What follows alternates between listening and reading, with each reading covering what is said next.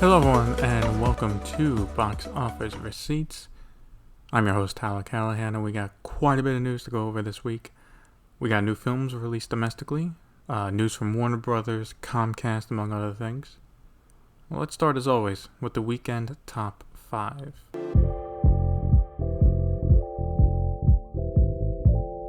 Opening in first place is Dragon Ball Superhero with 20.1 million. Opening in second place is Beast with 11.5 million. In third place is Bullet Train with 8 million for a total of 68.9 million. Fourth place was Top Gun Maverick, which refuses to leave the top 5. It made 5.8 million for a total now of 683.3 million. Lastly, in fifth place was DC League of Super Pets with 5.7 million for a total of 67.4 million. So Dragon Ball Superhero opening in first place was not a surprise. Anime films have been starting to get a foothold domestically at the box office, and this is one of the biggest franchises. Now, while it did open to great numbers, and also opened bigger than the last Dragon Ball film, it was just a million under from Demon Slayer's opening from last year, which made 21.2 in its debut. For movies that do not have big marketing campaigns, anime films have shown two things when it comes to the box office. They can dominate the opening weekend by guaranteeing fans will rush out to see it. Second, due to not having a big marketing campaign, there is typically a sharp drop in the second weekend as fans will rush out to see it, and that's most of its run right there. We will have to wait and see if Dragon Ball follows the same blueprint. As for Beast, personally, it did better than I thought it would.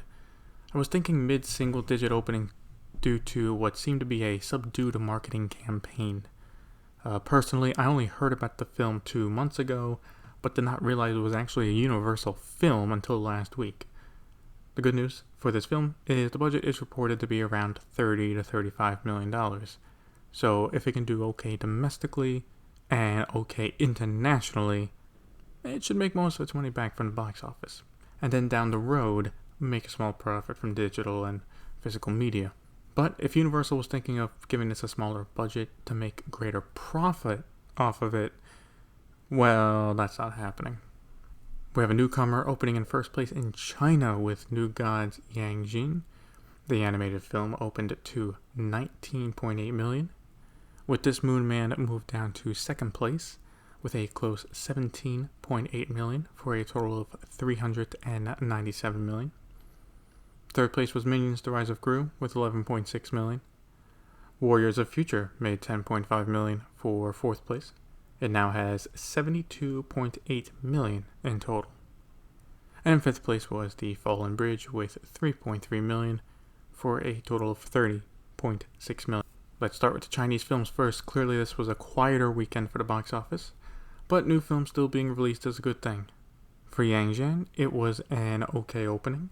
The last film, New Gods Neza Reborn, made around 67 million last year, so this could get close to it, but this will not be a sequel that blows up from the first. Warriors of Future held on really well, only dropping 11% from last weekend, and it might be able to leg out to $100 million. In not good news for Chinese films, The Fallen Bridge has indeed fallen, dropping 82% compared to last weekend. Yikes. As for Hollywood films, Minions, I feel, did okay. Compared to most films of the franchise, it opened okay, but the last one, Despicable Me 3, made over 150 million. This will not come anywhere close. But this was to be expected, as it kind of had a lot against it. The release date was announced only 2 weeks in advance, so not much time to promote it. It was going up against a Chinese animated film, and for fans of Minions, they could have looked for a good stream of it online since it's been out on VOD since early August. If Universal is lucky, maybe it'll get around to 30 million. For international numbers, Dragon Ball Superhero opened in a few other markets as well, making 12 million for a worldwide total of 50.1 million. Should be noted the film has already had its run in its home country in Japan and made 18 million there. Speaking of Japan, the latest One Piece film, Red, is doing really well, so far making $68 million. Beast made $2.8 million for a worldwide total of $21.9 million. Nope made $9.4 million for a total of $133 million. It is very likely it will make $150 million worldwide, maybe $160. Jurassic World Dominion inches closer to $1 billion with an additional $3 million, bringing its total to $984.7 million. DC League of Super Pets is still not doing great. It made $6 million for a total now of $130.4 million. Finally, Bullet Train made $12.1 million for a worldwide total of $150 million. For news, we start with the possible comeback of MoviePass. Yes, good old MoviePass 2018 before the craziness of the pandemic and everything else. It was great, spending $10 per month to watch all the movies you wanted. Well, if you don't remember that, it blew up too fast and was unsustainable and eventually collapsed. Well, now, under somewhat new owners, they are trying it again. Starting August 25th, people can sign up for a waitlist to subscribe to the beta version of the new service. Then on Labor Day, the initial batch on the waitlist will be given the option to sign up for it. There will be 3 tiers, costing $10, $20, and $30, respectively.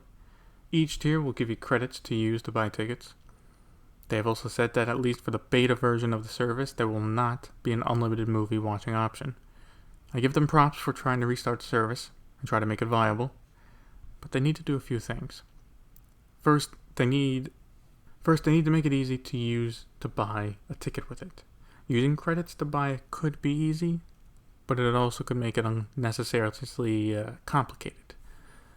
They also need to target the proper audience, which is people who do not want to be locked into one theater. Both AMC and Regal have their own subscription services, and with what they offer, MoviePass can't beat it. They need to sell it as, hey, you, go watch some movies, save some money, and go to any theater you want. That is who they need to target. Let's see how long the service lasts this time. Now let's talk about Warner Brothers again, because they can't seem to keep themselves out of the news. First up, more film delays, and Deadline has the exclusive on this. Shazam! Fury of the Gods is being moved out of the holiday window and as counter-programming to Avatar. It will now open up March 17th, 2023. And since we have a new DC film opening in March, that means Aquaman and the Lost Kingdom gets another delay and will come out the following December on Christmas Day. The Nun 2 has a release date and will come out September 8th, 2023. An untitled event film was given a release date of February 10th, 2023, though considering that's less than a year away, it's probably not a big film. Finally, 2 films meant for HBO Max will now be going to theaters. A remake of House Party, which was set to be released over the summer, will be released in theaters December 9th, and a new Evil Dead movie called Evil Dead Rise will come out next April. So yeah, more delays for Warner Brothers, which is not great. Now, there was a rumor going around that part for some of the reason of the delays is that the studio does not have enough money for marketing and press tours. If that is true, Jesus, that is bad. But for now, let's just take the delays at face value. Shazam will have a lot of March to itself, and the first one was released in April of 2019, where it did okay. Aquaman being another holiday release works for it. Again, it is the only DCEU film to pass $1 billion. As for the HBO Max films going to theaters, as long as they put some marketing work into it, they should do okay. Nothing great, but considering they were going straight to HBO Max, it should be solid returns. Also going on at Warner Brothers this week is apparently there are screenings for Batgirl for the cast and crew before the film gets put away. Since it will now never see the light of day, this is the only chance for people who worked on the film to see it on a big screen, a bit not fully finished, as it was still in post-production. Lastly, for Warner Brothers, some good news. Deadline has the exclusive on this, and that is that they have signed Matt Reeves to a first-look deal for him and for his production company. As for the terms of the deal, Warner Brothers will have first-look rights to anything Reeves wants to direct, produce, or write. This marks the first filmmaker deal since the new studio heads Michael DeLuca and Pamela Amdy took over. Overall, this deal makes sense for both Warner Brothers and for Reeves. Right now, Reeves is already working on a script for The Batman 2 and working on The Penguin Show for HBO Max. Since he will clearly be working with the studio over the next few years, it makes sense to call that place home for now. For Warner Brothers, this was a must-get. PR-wise, the past few weeks has been trash, and their reputation has taken a hit. By locking up Reeves, they can try and sell that, hey look, we still support and love filmmakers, and try and show some stability. Also, as of now, The Batman is the highest grossing film they have had since Joker, which was also a critical hit. It would be common sense to keep the director of that film around. So yeah, great move for both parties. There's another film in development, and it is another exclusive from Deadline. From Skydance, a film called The Gorge is in the works, being described as a genre-bending love story with action. As for who is signed on, Miles Teller is close to signing on as being the lead for the film, and Scott Derrickson is looking to direct, coming off The Black Phone. On paper it sounds interesting, but I'm going to need to hear more before I get excited about it or not. Based on what we know, this sounds like a 2024 film, and what was interesting is Deadline has not named who would be distributing the film. I wonder if this means someone like Apple or Netflix will buy it. Something to watch out for. In distribution rights news, G-Kids has bought the North American rights to New Gods, Yang Jin, the animated Chinese film that was just released in China. We just talked about it a minute ago. As of now, G-Kids is planning a theatrical release for the film early next year in both Mandarin and in an English dub. Since they are saying early next year, I would think it's safe to say they're planning for next February for Chinese New Year.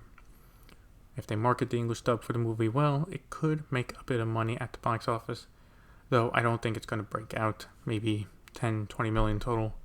But a Chinese film in America, that would be great. Between this and buying the rights to the last Evangelion film, it does seem like G-Kids is pushing to expand a bit, especially with theatrical runs for films. It makes sense. They're seeing Crunchyroll with all the anime films in theaters, and they want a cut of it. Roadside Attractions has announced a deal with Hulu for their Pay 1 window after their films run in theaters. Roadside is a smaller studio focused on indie films, but you might have heard of some of them, including Manchester by the Sea and Judy. Since the deal is specifically with Hulu, it is for US streaming only. It is not mentioned that those films will go to Disney Plus internationally. Also, as of now, Lionsgate will still release their films in theaters and on home media domestically. For the story, I was not sure where to put it, but we do have an update on Halloween Ends, which will now have a day and date release on Peacock. Universal had Jamie Lee Curtis release a video announcing the news. The film is still set to come out October 14th. I think they're doing this for two reasons. First, they know the film's not going to go over well. I've read some leaks for the film, and if they are accurate, I'll tell you right now, the fans are going to be pissed. So, if they know it will not do good at the box office, they can do a simultaneous release. It works to their favor.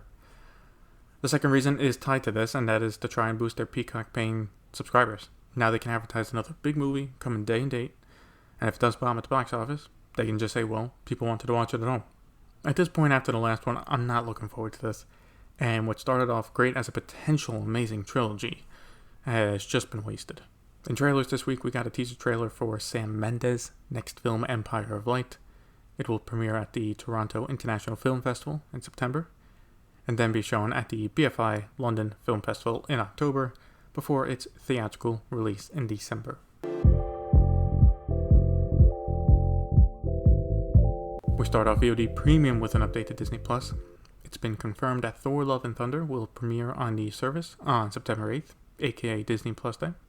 Like other Marvel films, it will also be IMAX enhanced. Along with Thor, other content being released on Disney Plus Day includes the making of Thor Love and Thunder, making of Obi-Wan Kenobi, new sing-along versions of Frozen 1 and 2, Cars on the Road, and the live-action adaptation of Pinocchio starring Tom Hanks. Disney also released a new trailer for Pinocchio showing off the real boy, and to be honest, it didn't look that great. I can see why it's going to Disney Plus. Still, Disney is once again putting in the effort to make Disney Plus Day a thing, and it makes sense as they want to build up that brand with customers as it becomes an important cornerstone of the company. Along with this, we will be getting announcements on new projects in the works, so it'll be interesting to see what the updated roadmap for the next few years looks like. Also in Disney Plus news, Avatar has been pulled from the service. People noticed this week that it was not available to watch, but is still available to buy and rent from VOD services. Disney has not said anything about it yet, but they have also started their push this week for the Avatar re-release in September. It does make it seem like they want people to go out and watch it and think, well, if they pull it from Disney Plus, it's gonna help. Personally, I think it's a silly move. Like marketing the re-release, go ahead, sure. But do they really think people are gonna go see the marketing for it? Be like, nah, I'll go watch it on Disney Plus. They don't see it there, and they're like, well, they got me. I guess I'll go to the theater. Like, how many people are gonna act like that? Not much, probably. Deadline is saying it'll be back later, likely ahead of the Way of Water release in December. But still, pulling it at all is just a silly move. Sticking with Disney, or more specifically Hulu, 20th Century announced that a new Hellraiser film is coming out October 7th and will be released on Hulu. Directed by David Bruckner, the film looks to be a reboot and not a continuation of the franchise. Now, I haven't watched the Hellraiser films, but what I will say is announcing this less than 2 months from release, usually that's not a good sign. Now, I know for streaming films, marketing is only done closer to release, but still, I did not hear a word this was happening until it was announced. I hope for fans of the franchise, they get a great horror film. Some good news for Paramount Plus. The company said that the newest Paramount Plus film, Secret Headquarters, became the most watched original film in its first week of release. However, Paramount did not say how many minutes that was, or how many people actually watched it. Like, yes, this is good news, but also, like, original films is a low bar. Cool, you performed better than the Infinite movie last year with Mark Wahlberg. Not really a high bar, but I guess it's something, and it looks to prove it might have been the right move to pull it from theaters and move to streaming only. For Peacock, we have an update on when the current season for their shows will transition from Hulu to Peacock. I talked about it months ago in the spring when Comcast announced that for the upcoming fall season, the latest episodes will not go to Hulu, but instead Peacock and Hulu will only have the previous seasons available. Now we know that it starts September 19th. As for what shows will be affected by the change, they include all of the Law & Order shows, all of the Chicago shows, their late night shows, Saturday Night Live, Young Rock, and New Amsterdam, among others. For me, I'm just curious when the next quarterly numbers come up, if this actually does increase people subscribing to watch the new episodes of these shows. HBO Max has a new hit on their hands, and that is the comeback of Game of Thrones. House of the Dragon had its debut Sunday night and killed it. HBO confirmed that in America, 10 million people watched it, making it the biggest debut for any HBO show, and that it has surpassed all expectations. I even saw on Twitter that HBO Max, at least in America, was having an issue keeping up with everyone trying to watch it. Haven't seen that in a while. So in the middle of all the turmoil at Warner Brothers Discovery over the summer, at least they have Game of Thrones coming back to help lift their spirits. This debut also shows that while the last season of the original show was panned, fans want to come back to this franchise and will do so if it's good. Deadline has the exclusive on this news for HBO Max, and that is it is getting exclusive films for it. I know. We all heard that the practice of releasing movies exclusively for HBO Max was over, and it kind of is for the most part.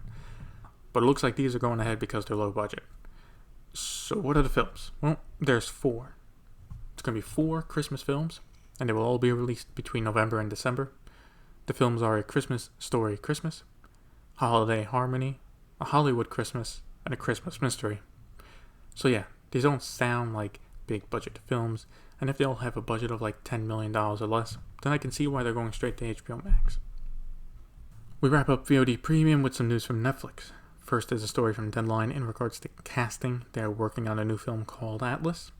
The film is set in the future where Atlas fights for humanity and battles an AI who thinks that the best way to end the war is to kill all of humanity.